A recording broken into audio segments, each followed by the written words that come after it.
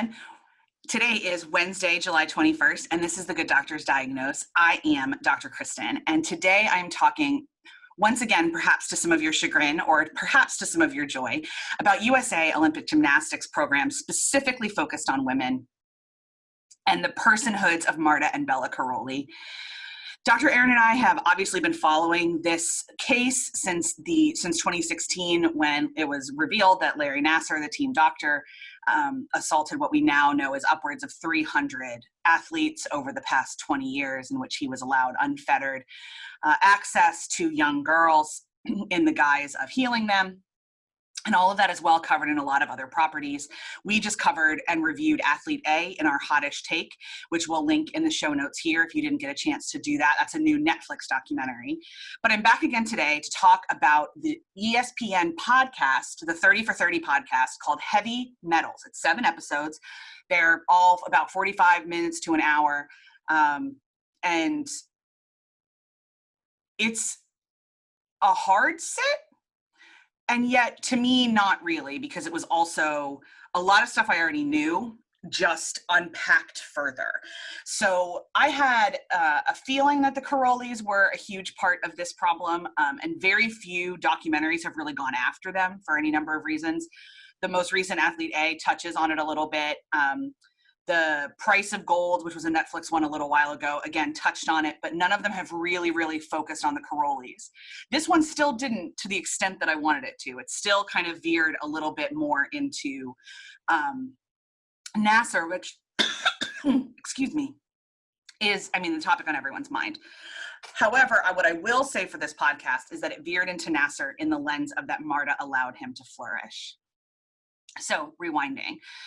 What I really appreciate about this podcast is that it actually traces Bella and Marta from being Romanian team coaches, their process of building their system, their process of coaching Nadia to the very first perfect 10 in Olympic gymnastics, the process of defecting to the United States, of finding Mary Lou Retton, who was the first Olympic all-around gold medalist for the United States, and then throughout the Olympics from 92 until 2016, in which the Karolyis' influence was indelible. 88 as well, but they really are clear that 92 and 96 in particular, 96 is really when it struck.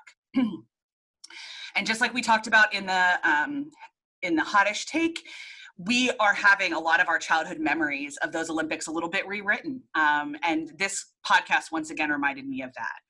What got me the most with this podcast, and why, if you are a podcast person and can sit with this story, I would highly recommend this for leaders, is that it is a podcast about culture.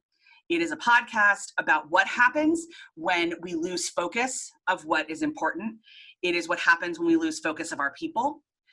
In this particular case, USA Gymnastics decided that the most important thing in the whole world was gold medals, because gold medals meant sponsorship dollars, and sponsorship dollars, of course, is what made the world go round.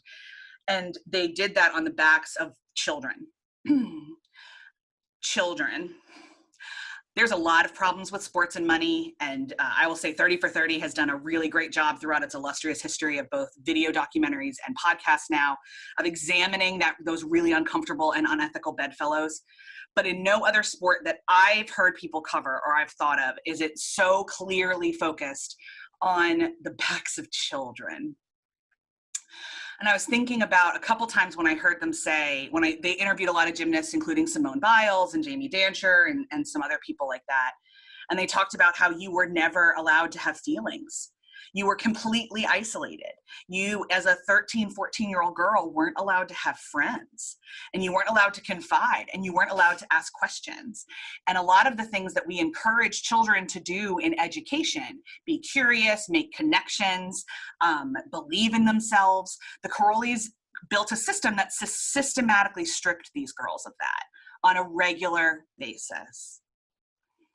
And there is a lot of arguments to be made for the fact that Bella Karolyi is a man of his time, that he was built in a Soviet and Romanian system that allowed him to flourish.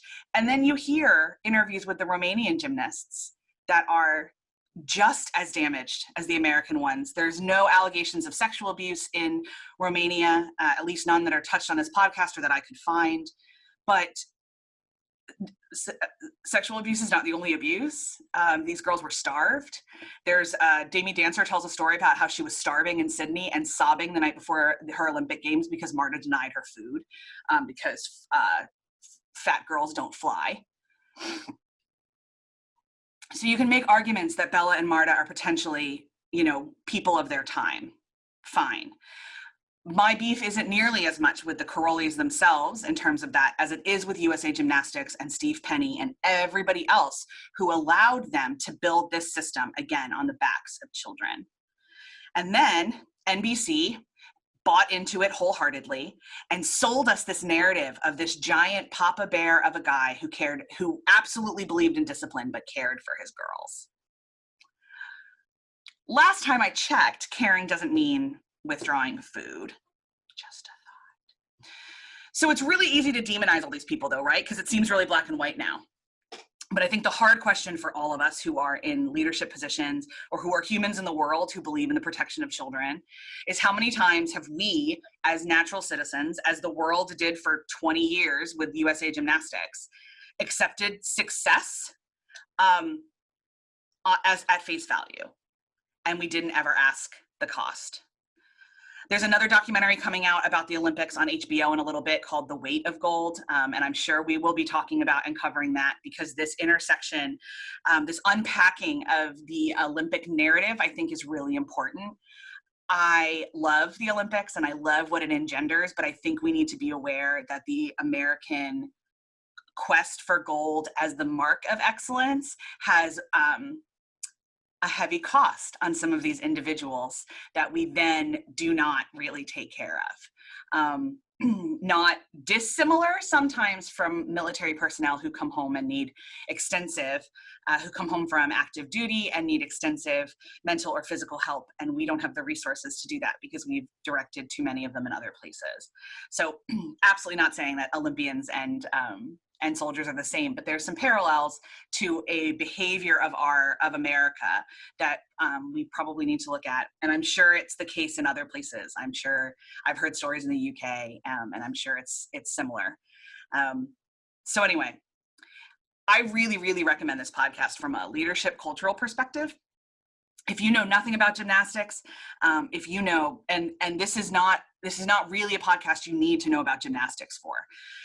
They're really good at explaining kind of the systems, and they don't use a lot of terminology. It's really just about the culture that the Karolyis created and then that the USAG allowed to flourish. So again, I would recommend it for sure, but also encourage you to be curious and investigate a little bit deeper some of the ideas of success that that as a culture we often carry.